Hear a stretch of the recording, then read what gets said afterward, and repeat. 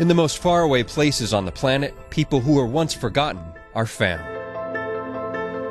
A man with HIV in Vietnam discovers hope when volunteers provide care and medication. AIDS orphans in Kenya find hope when a community surrounds them with protection. The hungry in Haiti receive food and water after the earthquake. It's relief for today, with the promise of rebuilt lives in the future. For the world's poorest suffering across the planet, World Concern is taking hope farther.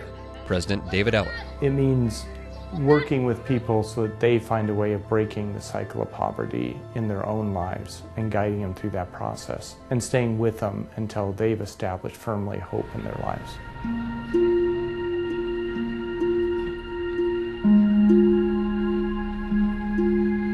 The path to reach this hope, though, sometimes begins with pain. Haiti's earthquake is an epic disaster. Large sections of capital city Port-au-Prince are devastated.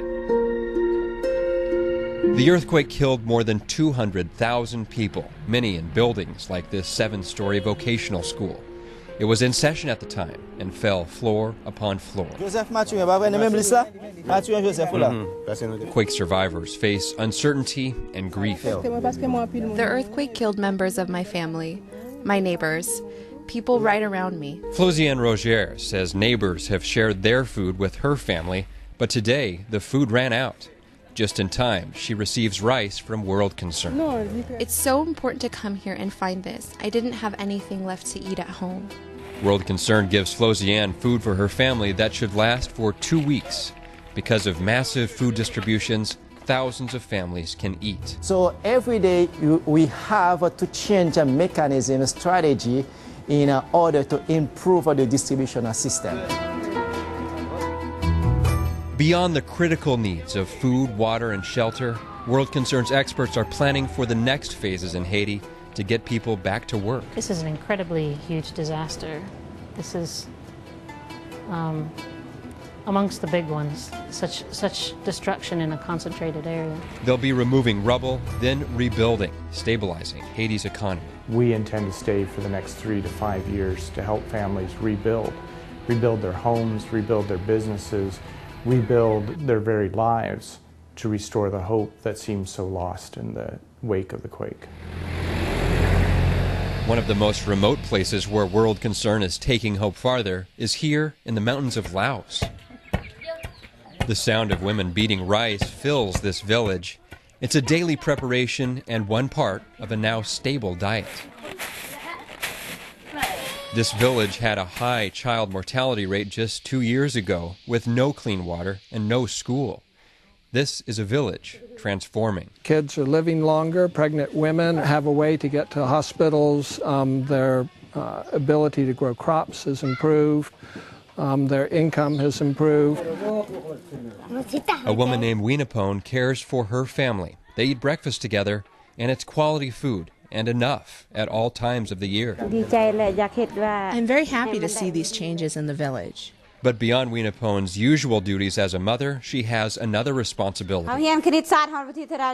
World Concern worked with the village to train Winapone to be one of the local teachers. I work very hard preparing the lessons, then keeping the home and caring for the family.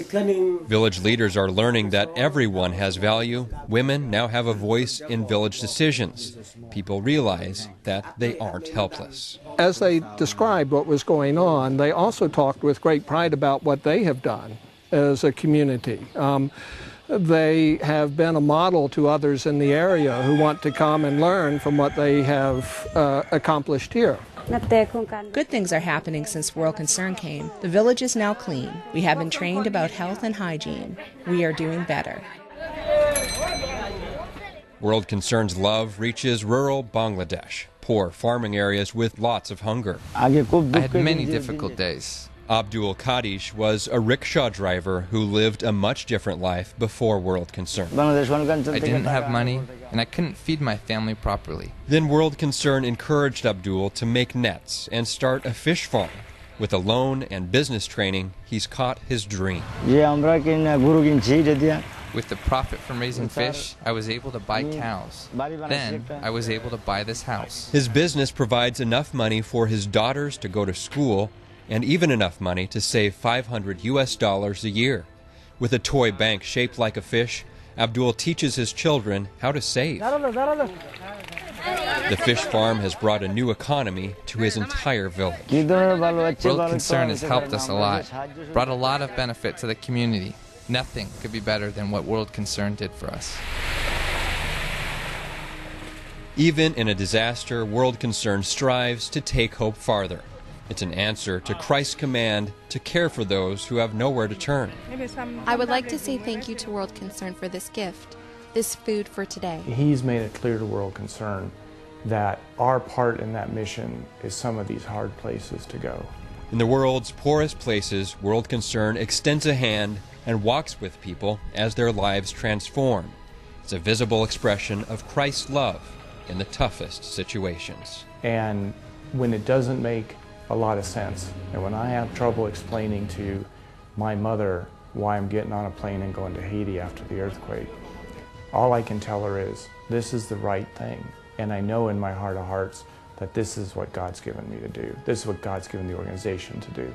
And you'll hear that from all the people throughout World Concern. This is what I'm called to do. World Concern, providing life, opportunity, and hope.